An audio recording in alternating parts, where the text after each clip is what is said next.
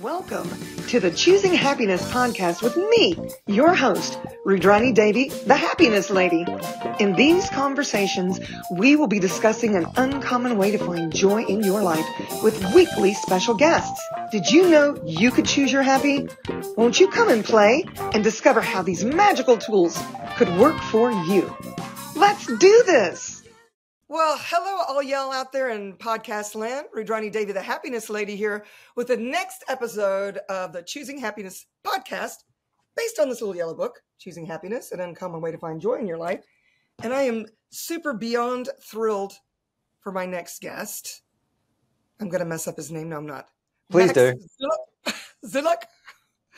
Did I say it right? Sounds good to me. Yeah. Okay. All right.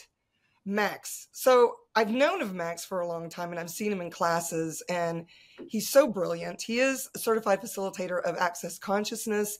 He's been doing a lot of Right Riches for You classes, which I'm sure none of you are interested in. And he's a big part of the Talk to the Entities franchise, which I'd love to talk about some of that as well. But without further ado, because I want you to meet this lovely man, could you just say hello to our peeps and tell them a little bit about you, maybe what you would like for them to know? No pressure. Thank you. And thank you for having me on the podcast. I'm very happy to be here. Happy to be chatting to you, Rüdrani. What would I like people to know? That's a big question. I would like people to know that they know and that there's so much more possible than we've been told. You know? Story. It sounds simple, you guys, but it is true. We've been relying on everything but ourselves. Well, it's interesting. Rüdrani and I were having a quick chat before we started recording for the podcast. And we were talking a little bit about and this is obviously where my brain goes a little bit blank. Oh, goodness. Wow. Okay. So this is the organic situation, is where we start talking about stuff, and then I forget what I'm talking about. What was that? What were we talking about beforehand? There was one thing that really stood out to me in terms of, like consciousness. There we go. It's coming back. Yay, consciousness. I said, what do you want to talk about? Why don't we talk about consciousness and maybe people finally getting over themselves? You know what I'm saying? Yeah, people getting over themselves, but then also the thing of like, consciousness is not about us being perfect, and it's not us about like never judging and being some particular idea. Because Rüdrani was saying, "Oh, I have to like try and be interesting point of view all day, every day," you know. And I'm like, totally, because I noticed, like, we're all aware, we pick up so many judgments, and we still believe in judgment, and like all of these points of views that are always flying around. But as we use the tools, like it doesn't mean choosing consciousness doesn't mean we're perfect and we're fully conscious and that's it. There's no end of the road, basically. It's like this continuing process of how we discover and evolve and choose constantly for greater consciousness, whatever that is for us, because everyone's so different. There's no definition for every individual. There's just a definition for consciousness, which Gary Douglas, the founder of Access Consciousness, coined some time ago, which is consciousness includes everything and judges nothing. And I think that's totally brilliant because it's probably the best definition that has no definition. Right. You know, it's like the most accurate definition because it doesn't have a definition somehow. Yeah, it kind of makes everyone's brain go sideways. Yeah, it's interesting because you ask so many people what consciousness is and you'll get a million different answers, you know? Yeah.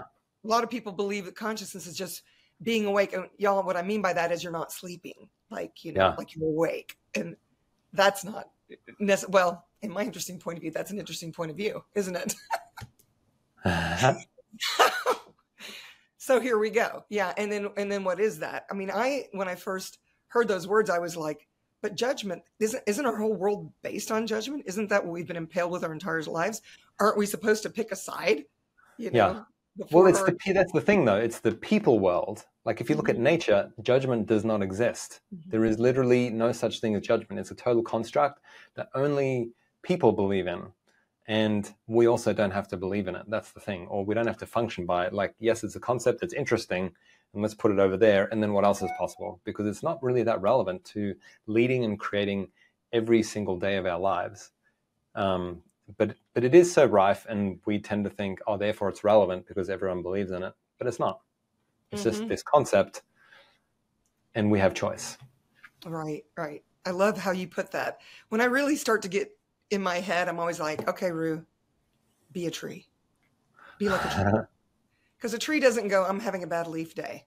You know, you never have it. And a tree actually, you know, it doesn't have a point of view about casting so much shade that other plants underneath it die, or that a woodpecker beats a hole in it, or that squirrels run around it, or that we even chop it down. It's like, okay, I'm just being a tree, you know, I'm looking at a tree right now. For those of you that are not on I like the trees in your background, actually. Yeah, isn't it amazing? This is the one I'm actually looking at now. I'm getting ready to show how my messy computer top it. Isn't that beautiful? Nice. And she and he's behind the she. At least that's what they told me. There's these two squirrels that are always running around this tree, and it's almost as if they're doing it for me, because it'll stop and look over at me to see if I'm watching. It's quite amazing, you know. And again, the squirrels don't have a point of view either, you know. I put out seed for my birds. I love my birds, Max. I have just so many varieties of types of canaries and stuff that show up here, finches and that type of thing. And my mother gets so upset because there's this one squirrel that has gotten so smart that it's figured out how to open the seed thing, because it's supposed to close when he gets there. And she'll go over there and chase him away. And I'm like, listen, if he's smart enough, actually the squirrel food I buy is even more expensive. Just let him eat the bird seed, Mom. But she can't if that's what he prefers. It's, I know we got really off topic here, but the point no, is, but I think it's brilliant, because literally the squirrel doesn't have a point of view. He's choosing like whichever one. Like, yes, we would say because that one's more expensive, it's better, right? But the squirrel's like, well, I want that one, and that's the case. Like, and it's such a, I think it's such a good actual like illustration, because so many of us, like, we don't really ask, like, what does somebody actually desire? We go, oh, well, they should want that, or they should have that. But we're never looking at, like, what does this person actually desire, and what are they actually choosing? And if you're willing to be more conscious, then you're always including people in that way. It doesn't mean you have to do what they want or anything like that. It's just like when you have that awareness where you include other people and what they desire. And this is something I've really learned a lot from Gary, just by like watching him and how he bees. He's never projecting about what a person should have or want or choose or anything. He's always like, what is that person choosing? He's always in the curiosity and the question of, I wonder what they do desire. And then and the willingness to have the awareness, no matter how negative that awareness seems or how positive, because that's like some other spectrum of judgment again. Right, of course. So it's such a cool thing, because the squirrel obviously like doesn't have a point of view and goes for the food that he prefers. It's funny, Max, because the thing is I don't have a point of view, and because I don't have this is what I'm just going to tell the story, because this is what I'm sure is going on, right? Because I don't have a point of view, I go right up to the squirrel and I'm like, hey, how you doing, man? You doing okay? You enjoying that birdseed? And he just sits there and looks at me and then goes back and grabs more. But when my mom comes, I know she's behind me, because he's like up the tree and gone. Like, you know, they can perceive that energy. Yeah. You know, it's like Gary doesn't have a judgment. And for a lot of people that are so used to being judged, that's hard for them to receive. It's threatening. Yeah, it's threatening to what they expect they should get from you. Right. Isn't that funny? Yeah, it's a trip. It is. And we're judging ourselves by being in that headspace, you know? He's receiving me? If he knew who I really was, would he do that? I don't even know what I really want, or I don't know. Very interesting. Well, thank you, Squirrels. And the other thing is, it's so interesting how it's not even a cognitive process from, you know, because like it's just what people's expectations and projections come way before the cognitive process either. It's like this reaction almost, you know, they expect a reaction. And this is like this, how many people function. And I know how I've functioned most of my life too. And now that I'm with using the tools of access and recognizing more so choice and being in the question, and like there's so much more available, and it's actually so much more ease and so much more fun. And like, why bother with all of that real difficult, heavy shit when you can actually have something easier? You know, it's sort of like my point of view now. I used to, I didn't even realize, it's like what you said. I was so unconscious about all this judging that I was doing, and mainly impaling myself, which Gary Douglas says, that's the worst atrocities. You judge yourself, you're doing anti-consciousness, right? And I didn't even realize I was doing it, Right. like this competition thing. I was always competing with myself to do better. I was a marathon runner for years, and I always wanted to up my time. It wasn't about beating the guy next to me. It was about beating my own time. And I would give myself a hard time if I trained really hard and then I messed something up or whatever. And then I remember when I finally ran the Boston, and by this time I'd had a lot of access. I hadn't jumped in as a facilitator yet, but I remember, I was just, for those of you that don't know the story, I was shot by terrorists when I was training for the Boston. And then when I was able to walk again, I decided I'm going to finish this thing. And Adidas heard my story, and they gave me a hard luck pass to run it. And I knew there was no way I was going to be able to run my best time. And I had my little running watch on that was going to tell me, how many, with my breath and all the crazy stuff that Nike had come out with. This is before the iWatches. It was, you had a little chip in your shoe, right? But that was the before, the tools. All of a sudden, here I am. I finally made it to Boston. There was no way I was going to qualify for it. And I decided I'm just going to have a good old time. And I was like dancing with people, posing with selfies with them. There'd be someone singing, and I would get up on the stage and sing with them. It's crazy shit. Yeah. People were like, you need to run. You need to run. I'm like, I am dancing. I'm enjoying this. It was the longest marathon I've ever run. It took me 5 hours, but it was the most fun I'd ever had. And it makes me want to cry. I was actually really, I crossed the finish line laughing. And there were all these people and cameras because of, what I'd been through in my story.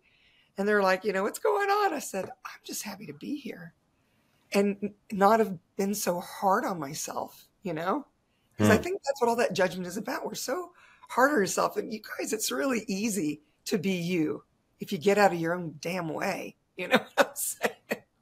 Yeah. Oh, yeah. I don't know. That little story just popped into my head thinking about all that. Cool. But yeah. So what else, Max? What else do we want to share?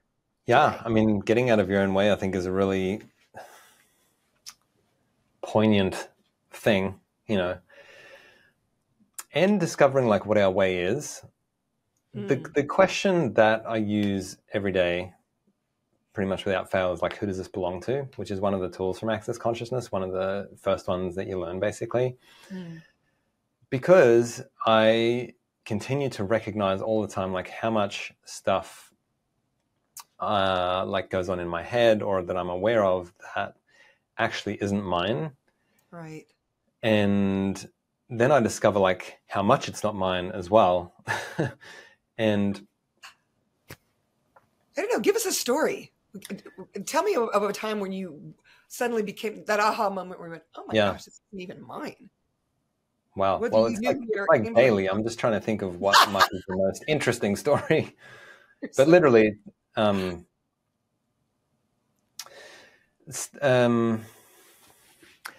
well, speaking of judgment, that's probably a big one. Like when I first started Access Consciousness about 12 years ago, and I learned about this tool, which is like heavy and light. So basically, when you make a choice, you go, okay, if I make this choice, is that light? If I make this choice, is that light? And the idea is you make the choice that creates more lightness in your world, because if you make that choice, the future is going to have more lightness there too. And when I learned that tool, I was like, what the fuck is light? Like because everything in my life was heavy at that time. I was like, I have no clue, no reference point, no idea what lightness even is. So I was like, it was like a very cognitive process for me. Is it light or is it heavy? With the constipated look on my face. But then I had like my first glimpse of lightness, and I was like, whoa. And it was like this really easy, spacious, like moment essentially. And then there was like a whole lot of heaviness again. I was like, okay, but I remember that one little point. So as I continued, then I'd find like another little moment, and then another little moment, and then they'd become a little bit more frequent, and then they would become longer. And I started getting more so that, my reality is not all shit and heavy, like, because that's all I had known beforehand. Right. So I started recognizing, oh, this lightness that I'm perceiving now is actually way more my reality, because it's like just so much easier and everything's so much better, that then I had something to choose towards more. Right. Yeah. And then the question of who does this belong to, like, then I started realizing when predominantly my time in my life was just like, was light, and then I would notice something heavy. So the heaviness was a more rare occurrence. And then I'd be like, hang on, what is this? You know, as soon as like there was a heavy energy, I'd be like, hang on a second. Okay, is this mine or is it somebody else's?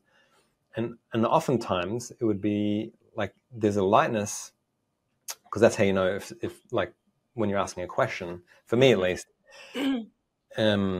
which one is like correct, where there's like more lightness and space, that's like, oh, that's the yes. So when it was like more lightness and this is somebody else's, usually within the next 5 minutes, I'd discover, oh, that's what was going on. That's what I was aware of. Right. I'll give you an example. We're in Sweden right now, in our apartment here that we've lived in for 4.5 years. And when we first got here, and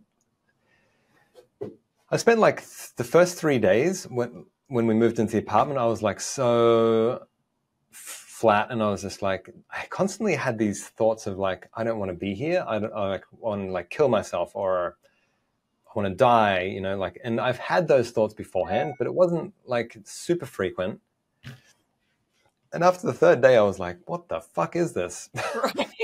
This is not me. And literally that same day, I went down the elevator, and there was a couple in the elevator, and they were very old. They didn't seem that happy. We're in quite an affluent area and building. So, you know, but I was like, huh, okay. And then I went out and did my thing. And then I came up, and then there was somebody else, another elderly gentleman who was not looking well, or like, he didn't seem like he was really doing well in his life, right? Got it. Okay. And I was like, wow, okay. So I got back into the apartment. I was like, there was just this recognition of, okay, being a more affluent area, there's like a lot of, there's older people that live here as well. And they don't necessarily still want to be here in a body. Like, it's not, for them, the real sense that I had is like they're struggling through their life right now. Right. Yeah. And they don't really want to be here. And as soon as I recognized that, I did not have another thought like that, like I want to die, or my mood completely shifted. And 3 days long, I was like, because I had bought that it was mine. Gosh, I wasn't asking that question for 3 days. Oh, is this somebody else's? And that was like a real standout example to me. And this happened again then, because we travel a lot. So I was away for a couple of months, came back, and then that same energy again. But I realized it took me just like a day this time. I was a little bit smarter and quicker. I was like, oh, is this thing again? Like, is this mine? And then it shifted immediately again. Huh. So that's like one example where it was like really obvious to me that I was just aware, and I had made it mine. And that's where like the sort of the struggle and the suffering came in. Right. It's interesting because I have my mother living with me. I moved her in at the end of 2020, and she just had her 90th birthday, and she has good days and she has some not so good days. And I've gotten down to a science now. Yeah. Every time I see her, I destroy and uncreate my relationship with her. With you guys, you know, this is kind of a way of just starting over. You just kind of mentally, you guys put it in your head. You know, I destroy and uncreate my relationship with myself, with this reality, with my mom. Every time I see her, every time she walks in a room, and I expand out as big as I can get. And, you know, consciousness includes everything without a judgment, includes everything.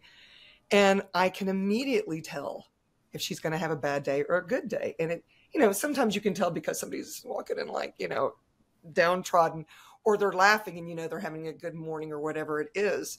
Yeah. With her, I got to where I'm getting so psychic with her because I know, I even know when she's hungry or when she should take a nap or when she should, but I try not to tell her what to do. I'm just like, are you tired? Do you think you might want a little napsy? You know, she goes, I'm just going to watch a little TV. And then I walk into her bedroom. She's got this giant TV and she's like, cat's asleep on her, you know, whatever. But it's that thing where, you know, it's a gift. I mean, she's a lot of work, Max. Don't get me wrong. I do not envy you living with one of your parents, and good for you, because obviously that's a choice that you want to make. So I think that's I great. moved her in. It's okay. I even gutted my house and redid it, so she's got a whole private wing to Yep. herself. Yep. Respect all that. And but it's this thing where it's such a gift to see just how much more psychic I am. I'm that way with Yep. my cat now. I could just give my cat a view of me opening the door to see if she wants to go out. And if she doesn't, she just goes, meow, and looks at me funny. But if she wants to go, she is at that door like in seconds. And Yeah. it's really helped me with this tool, who does this belong to? Because I can really tell when it's not mine now, which Yeah. is, and the thing about that is, and Max, maybe you can help me with this, it gives me so much space that sometimes I really just don't know who I am or what to be. It's like, even if someone is impaling judgment at me, it's like I don't have a point of view if they are or they aren't. And I don't try to align or not align. And then I'm thinking, am I supposed to align? Do I need to make them feel comfortable? No, it's a weird space to be in, because I used to really take it personally when people would throw shit at me. And then sometimes I'm like, okay, I'm distracting them. I'm really distracting them. They're really hating me right now, or whatever it is. Because there are some people that can't stand how happy I am. Yeah. You know what I mean? You could just tell they're like, there's that crazy laughing lady again. I mean, I cry a lot when I'm happy too, which is a weird thing about me. I see a beautiful sunset, and even thinking about a sunset makes me want to cry right now. It's just this crazy. Can we talk about that a little bit, or do you even know where I'm coming from? Yeah, I mean, well, people love, if they don't feel like they have control in a situation or control over you, and sometimes control is just like they can put you in a box in their own psychic construct, right? And when they can't do that, oftentimes they feel threatened. And when you don't have a point of view that they can bounce back from, like they're putting a point of view forward, and then you put up some sort of barrier or some projectional point of view, either over like alignment, agreement, or resistance and reaction, and it doesn't come back to them in the right way. It just sort of goes, and they're not getting any feedback that they're expecting. Like, so often people, they just don't know how to, like, it threatens because they don't know how to be. Like, they're programs of, well, I could be this and this and this, and that's who I am. Like, does not get the feedback they're looking for, and then they kind of freak out a bit. Like, I totally get it. I've experienced that a lot myself. And what the interesting thing is, what we do as humanoids, which is basically people that are so psychic that they, if you don't have the fixed points of views, like you've given up a lot of your fixed points of views and you've realized, oh, they're not really that valuable. When you don't have those for people to bounce back on, then you tend to make yourself wrong, and, oh, I need to do something for them so they feel more comfortable. Right. That's where I go. Exactly. And like we like try to make them feel more comfortable and better about themselves, and like, so we go into this mode of trying to heal them even. Yeah. And it really, save them. Exactly. So, and that really doesn't work. At least because let me actually clarify that. For me, that doesn't really work, because what I've recognized is I have utilized so much energy in trying to make people feel comfortable and give them what I think they need and all that sort of stuff, rather than, if they want to be uncomfortable, that's their choice. Right. Right. Mm-hmm. If that's what they need, that's totally cool. It's actually got nothing to do with me personally. Mm-hmm. And I'm happy to contribute to them if they ask a question, but if they don't ask, they're not asking. And if we try to give them something that they're not asking for, then they have to reject it. They have to reject it and make you wrong in the process too. So it's this really interesting, these interesting choices. And my sense is, like, when you're there, like, what do? You basically have all of these choices available, and that person has like a few choices available, which is either react, make them wrong, or go away, and then be upset for days, years. Or years, exactly. And for you have like this infinite amount of choices available, and your only issue is, which one am I going to choose? Like, you don't have any problems, you don't have any like issue with that person or something, or the need to react even. there's just like a lot of possibilities. And sometimes, yeah, we just got to make a choice, Mm-hmm. whatever it is. It's like I'm so different from my family. Yeah. So different. You know, they feel that need that they have to hug you, but they don't want to. You know what I'm saying? Yeah.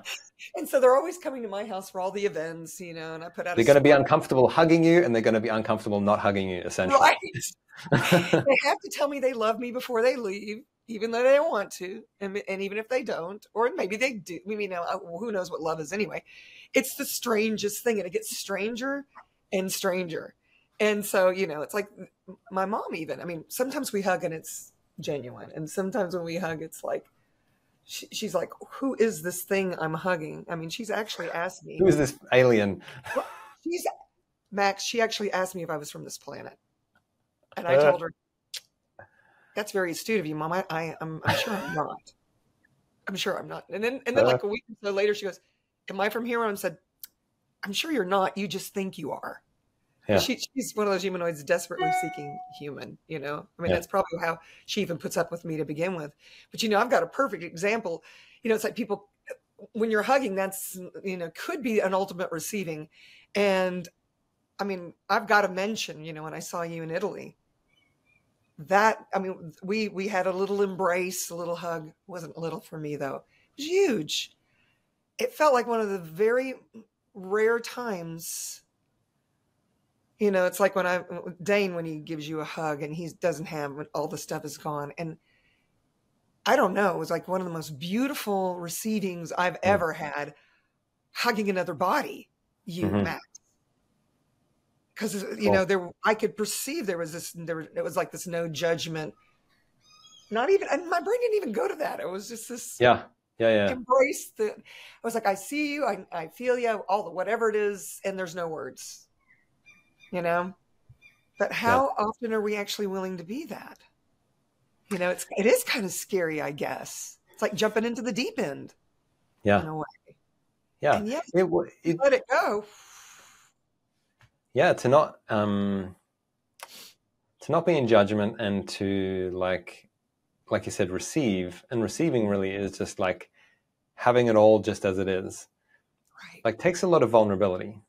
And very few people are willing to have that vulnerability, especially if it like challenges who you think you are, and you know, and then it's connected to all of the people in your life and so forth. And I think what you said beforehand about that tool of destroying and creating relationships daily is brilliant, and that's something Gary's told me to do as well, and I've used in my marriage and with my kids, and like those people where it's so easy to go from day to day and continue some sort of conclusion or story, or, you know, about that relationship, about that person, about you in regards to that person, and all these things. But literally, when you just like, okay, this relationship, I'm going to destroy and uncreate it totally, because then it allows you to create that relationship that day, rather than have all of these reference points and hang-ups and points of views and things and experiences from beforehand. You get to create it new, like what's possible now.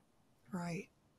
And that's brilliant. I mean, it's so simple and so brilliant, because if you destroy and uncreate it and you mean it, and I don't mean like significantly mean I really destroy and uncreate it.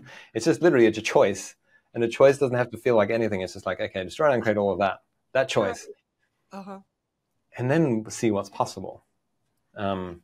Brilliant. So brilliant. And I've seen it actually change this relationship I have with my mother, you know, at the point where she knows that I don't care what she does. Because she used to have to come up with reasons and justifications for everything. You know, well, you know, I'm this old. When you get to be this old, blah, blah, blah. And I'm like, hey, lady, you know, you don't have to, you're a grown lady. Do whatever you want. I don't care. Stay in bed all day and eat bonbons for all I care. Just, you know, do what makes you happy. You know, or whatever. I mean, I know she loves to go out to eat. So we try to do that weekly. You know, every year for her birthday, I buy her Broadway tickets for the Sunday matinee. We have front row center seats, man. Cha-ching, cha-ching. Wow. And she loves it. We love it together. We get all dressed up, and then we go out and have a fancy lunch and whatever, and then she's got to have That's awesome. a nap afterwards because that took a lot out of her. That's a lot. Yeah. And me. It's a lot to get downtown and back and all the stuff, but it's this thing now where I think she gets that I'm in total allowance. Well, when I say total, I'm not going to lie. There are some. Yeah, but what a gift. I mean, what a gift you are to your mum. Oh, thank you. Thank you. She's sweet until she's not. We're all sweet until we're not.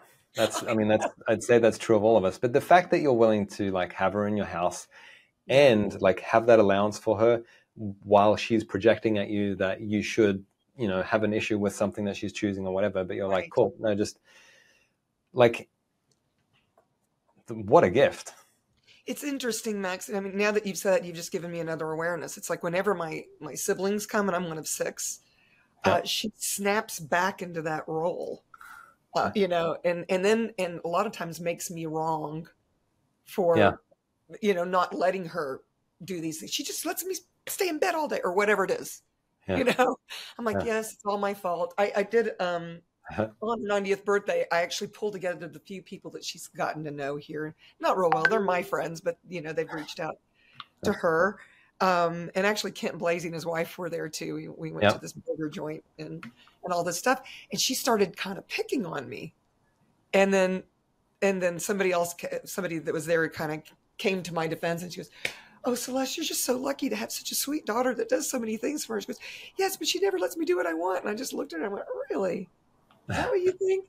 And so then another friend of mine said, "Gosh, this reminds me of when I was with my mom." I said, she goes, "God rest her soul," meaning she crossed over to the other side, which could get us into an entity story. I don't know, because her mother I can perceive around us whenever I'm with this friend. But needless to say, she tells how she used to fight with her mother all the time. And she said, it was just our way, we thought, of showing that we actually cared about each other. And you could see my mom's face going, like when a dog, like, what are you talking about? Yeah. And it was so funny because they were not buying her story at all. And most of these people were access people, just so you know, access. And so and now my siblings are starting to get it too. They sort of see it as well, where, oh gosh, you really are a saint for taking this old lady with you. And I don't know why I thought I should share that with you, but it's just kind of funny. Yeah. The more I'm around her, the more I am in allowance, not just of her, but of a lot of things. And I'm more aware of a lot of things that I would have probably never been aware of if I hadn't moved her in. Yeah, it was a choice. Big choice. Totally. Yeah. And she might be around for another 10, 20 years. I don't know. Until I'm a really old lady. Who knows? But, I would like to kind of segue a little bit, although that was a terrible segue in my interesting point of view, about this entity thing. Because, I talk to my furniture. I talk to everything. I talk to my jewelry. It was like this morning, I started with this top. Isn't this cute little top? So I started with the top. I went in my closet. I'm like, okay, who wants to play with me today? And the top was like, me. All I could see it sticking out of my closet. I'm like, oh yeah, I forgot I had this. I bought this in Italy, by the way. Yep. Anyway, and then the jewelry, speaks up. And then and I've got my mom talking to her clothes now too, which is so cute. Huh. These shoes wanted to be worn today. So I held the shoes up and I said, who wants to play with the shoe? She actually does it with an accent. Who wants to play with my shoe? So a lot of people think that entities are just beings without bodies.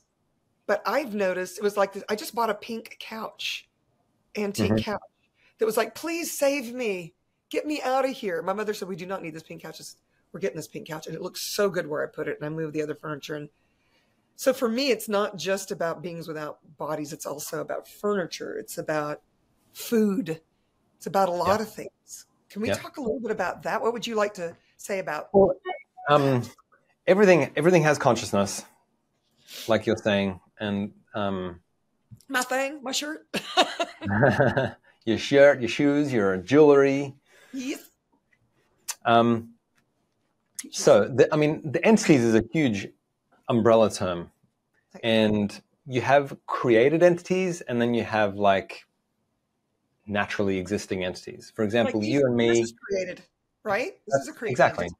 That's exactly, that's an entity that has, it's like a definition, it's a book, it has this content and it's for sale here, and this is the title, written by Rüdrani, published by blah, all of this information creates this identity for an object. So like a business, Coca-Cola, McDonald's, are huge entities because so many people believe in them and there's so many points of view, so many people are invested in that entity thriving, making money, being what it is in the world and expanding and whatever, so there's huge created entities like that, like businesses. And then Van Gogh artworks, for example, are also have become a huge entity because of what people believe in.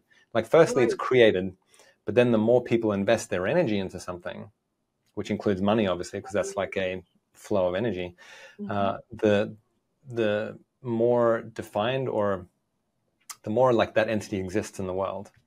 If everybody forgot about Coca-Cola tomorrow, it would just sort of like fade away and be kind different. Like Kodak. Remember film for cameras? Kodak was huge, exactly. And then Kodak is a very different entity now. And nobody knows what it is, these young kids. What do you mean Kodak? Kodak moment. What is that? So there's these created entities, but then there's also naturally existing entities, which is like you, Rüdrani. You, the being without the body, is an entity.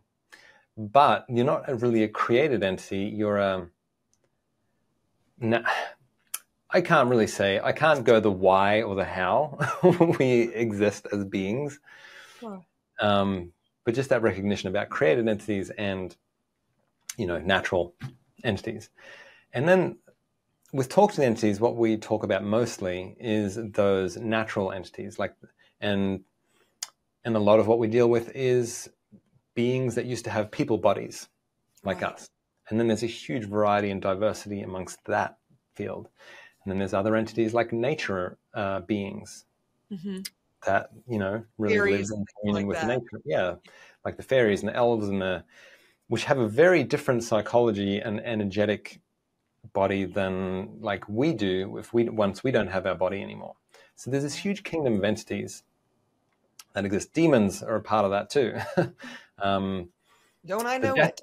The death spirits are a part of that too, but they're not like a bad spirit. They're just like, they do a particular task, just like fungus does when it's breaking down a tree or an animal body that's, died. So it's a huge kingdom, and I love it. It's absolutely fascinating to me because it gives us so much more connection to the unseen worlds that exist. Our eyes can literally just detect this very small frequency of light and how it bounces off things. There's infrared light. There's a whole bunch of other streams of energy that we cannot actually perceive with our five senses, let alone our one sense. So when people are looking at, they need visual proof for everything. It's like, okay, that's a very small life you're willing to have, because if you're actually willing to use your perception, there's so much more. And we know that dolphins have this incredible perception. We're willing to acknowledge that, but we're not willing to acknowledge that we have, mostly speaking, that we have this incredible perception. And the spirit world really falls into that. Because, you don't fucking think that, like, once this body's gone, you just, like, disappear. And all right, I know. So when you're willing to be aware of that, it's like such... you get to have so much more in your life and discover more about you as well, and be more connected and actually communicate with those beings that have passed, like, family, or and recognize that death is not actually as horrible as it's been made out to be. It's predominantly by religion, because religion likes to control people. And then if you add all of the what's right and what's wrong, and the heaven and the hell, and what happens afterwards if you don't behave like we think you should behave, if you, just like insane.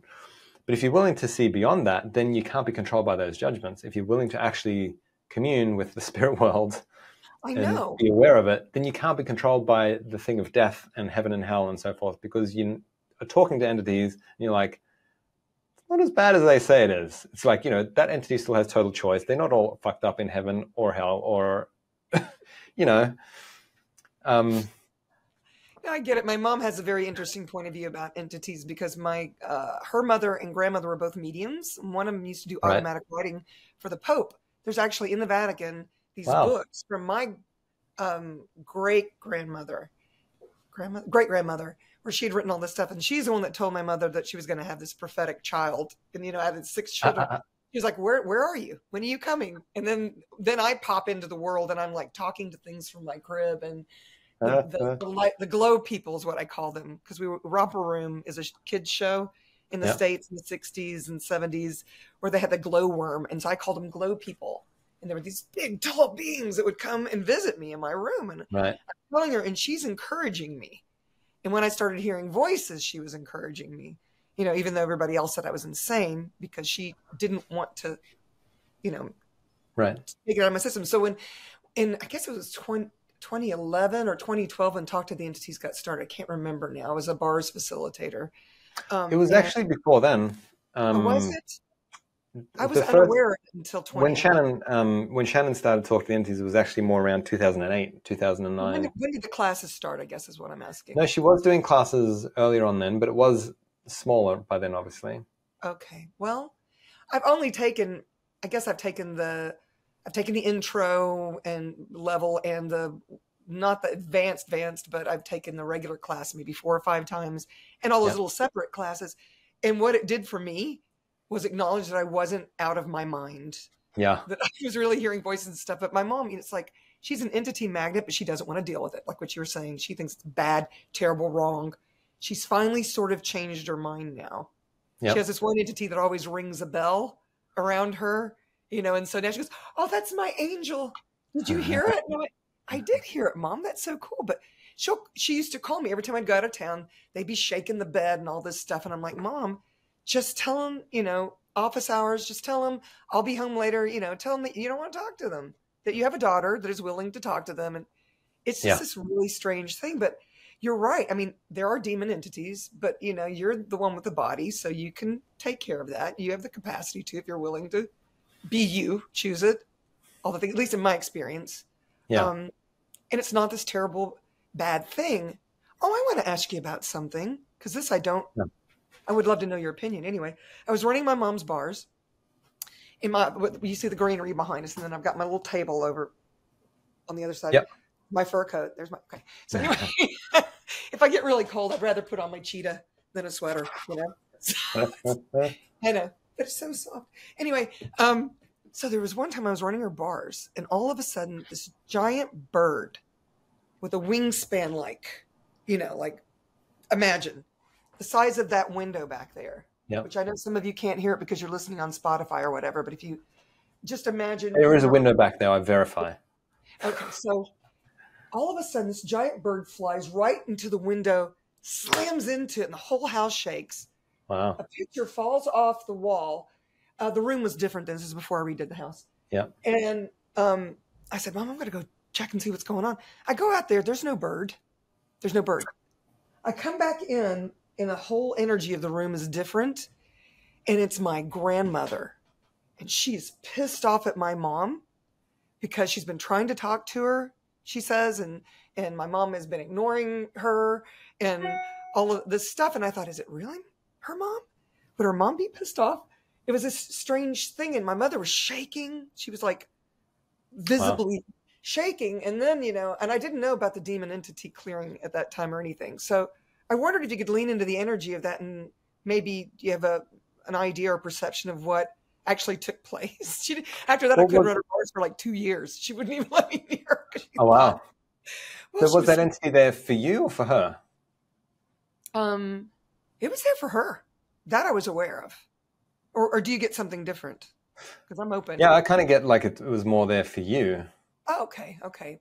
So was it her mother? Was it somebody pretending to be her mother? Ah. Can it shapeshift like that? Though? I mean, it disappeared. It hit the house, and then there's nothing there. I mean, it shook the walls. A picture fell off. Maybe that's a Shannon question. I don't know. But, so is it? Well, interestingly, I strongly get that it was like there for you. Like your mother wasn't that relevant. Yes, she might have been shook up and by the process. She probably just got scared. But she was like visibly shaking and stuttering and okay. But was it like so was it an entity trying to get your attention? Obviously. And it did. Congratulations. And it did. Yeah. So what was the entity trying to gift you?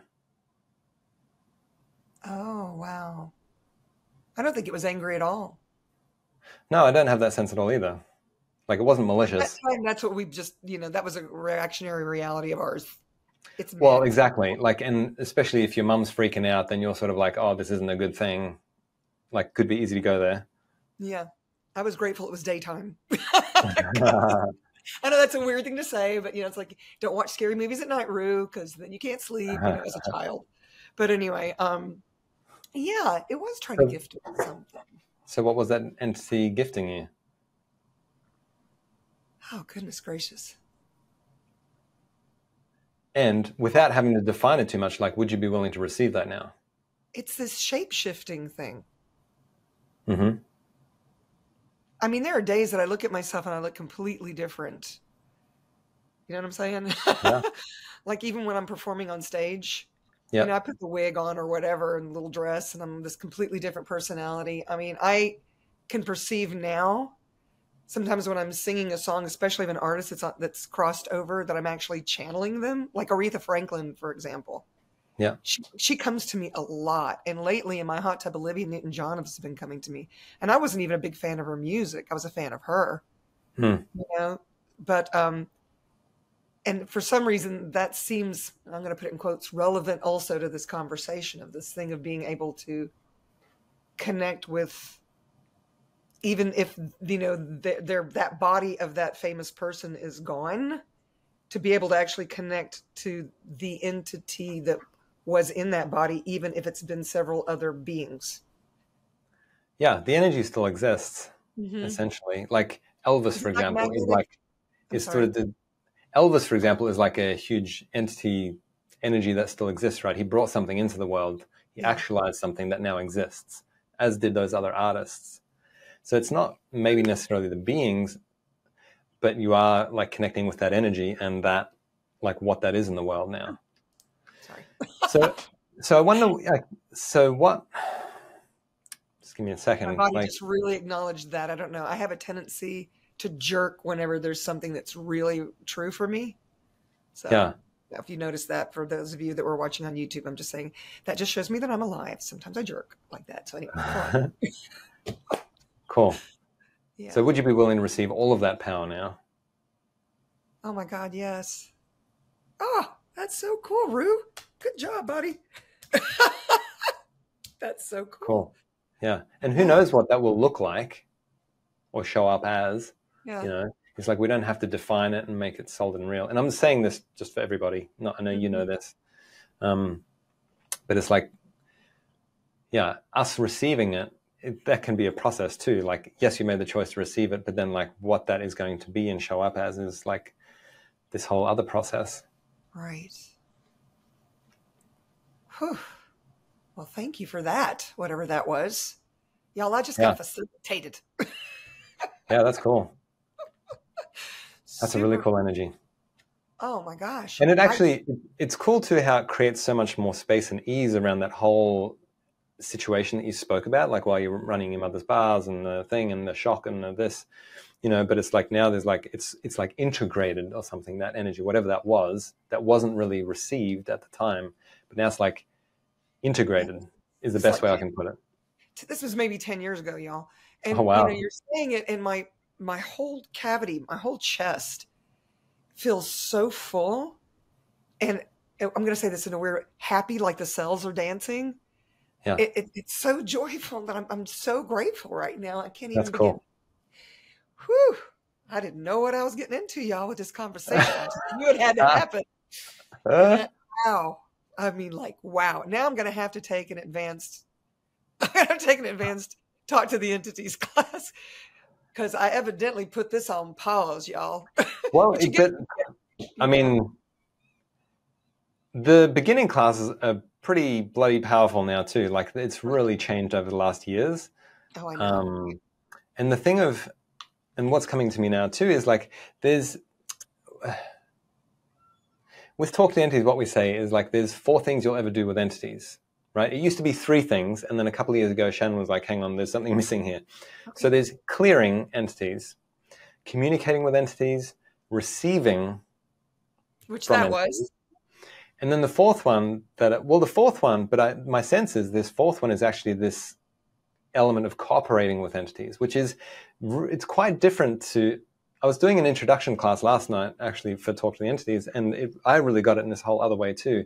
Like receiving is actually quite different to cooperating. Cooperating is actually creating with, like when you look at another person, for example, and you're working with somebody, you have to take them into account. You have to look at what their point of view is, and you have to get a sense of and get clear on what you would like to create and what your point of view about something is and what's possible.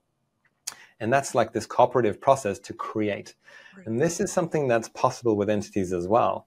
So interesting with the thing that you're talking about and just integrated as well, there's this thing of cooperating that's really possible now too.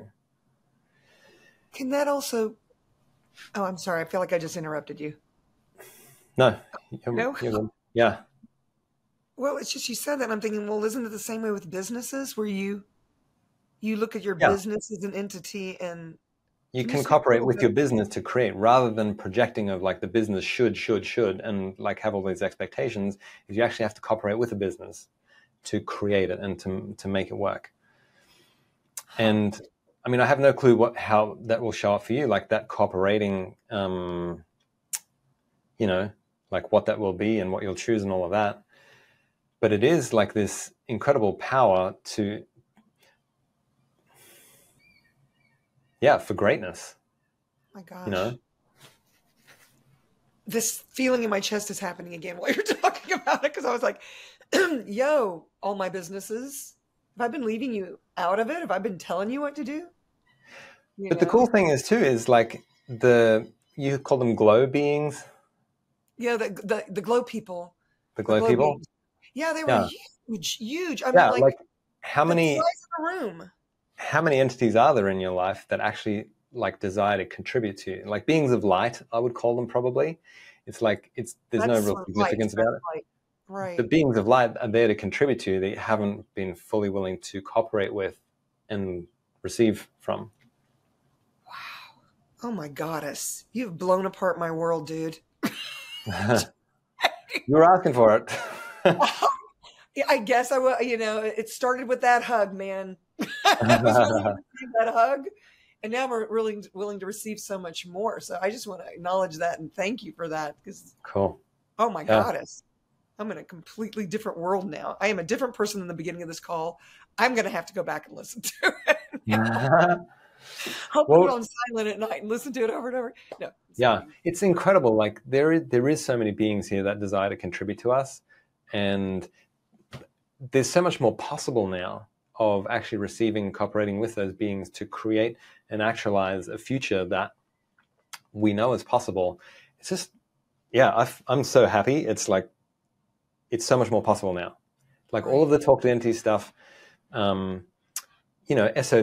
like the Symphony of Possibilities energies, like facilitating those, introducing the symphony classes is like so amazing, because people come, they've never heard of it, and they're just like, boom, straight into the energy, and they can start working with the energy of people and in this way bigger way than ever was available beforehand. Yeah, they can perceive it in a different way. I was on a plane yesterday, flying back from New Jersey, and I'm sitting next to somebody. They're like, "Well, what do you do? There's something about you," and I didn't say a word, Yeah. But I do get really big every time I walk into a plane on purpose. I'm in the habit of it because I'm flying all the time, and I was Italy 4 weeks ago, and in Paducah teaching classes, weekend before last or whatever it is. I can't even remember anymore. And I always do this thing, and I'm pulling energy, and I can perceive it, but I found that it works better for me if I just get really big. So whatever that means. And so this person asks me, and and I got the perception that I could just say, I'm a light worker. I just said it, And they had said, really, show me something. And so I just did this little SOP, and they went, oh my God, do you have a card? Nice. I just waved my hand kind of in front of their body, and I don't even have to do that. I can just stand there I don't even have to look at them. And just be SOP energy, and people perceive it. It's like we do this trade online every morning. And whether I can actually get online or not, my little alarm reminds me. And so I offline it.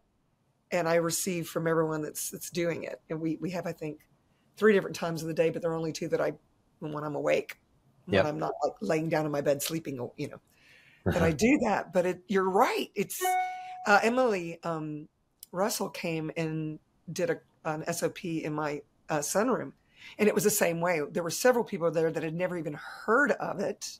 Yeah. And it's so cool that we as facilitators get to now share that energy. And I think us just being in that energy is what's creating it in their worlds, or where they can recognize it or perceive it anyway. At least that's been my experience. Yep. So, it's a real invitation. It is. Yeah. But I would also say you don't necessarily, I mean, you said you need to do an advanced talk to entities class. I mean, yes, I'm sure that will be amazing, but the beginning classes are so much more now than, like I literally started one last night, an online one that will go for the next 4 weeks. So the introduction was last night. And like even what we got to cover during that introduction and the questions people were asking and where we could go was really something great. I imagine so. Wow. Yeah, I took 2 during, when the lockdown happened, I took 1, and then I took another one maybe last year when we were moving around some. But I took that one online as well. And you're right. It's since, I hosted somebody in 2015 and 2017 in my house. Mm-hmm. I've got dates might be a little off. But those last 2, it was like I was taking a completely different class. Yeah. We had done entities with money, entity with business, entities, all the different small ones is small. Well, the 2 or 3 hour one classes as well. And you're right. I mean, I'm thinking about a lot of things now. When you add this receiving and this cooperating, like with everything you've already learned to the entity stuff, it'll be a whole new big universe for sure. Wow. I love it. Yeah. I love it. And Shannon's doing the advanced class in Paris next month. Oh and my online. God. Yeah. So do I have the prereqs? Is now what my brain's You're like, how can I get there?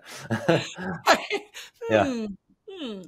Well, I love it. And I've loved this conversation. I feel like I'm probably going to have you back on again. I don't know. Might have to be a repeat offender. This conversation has been so repeat offender.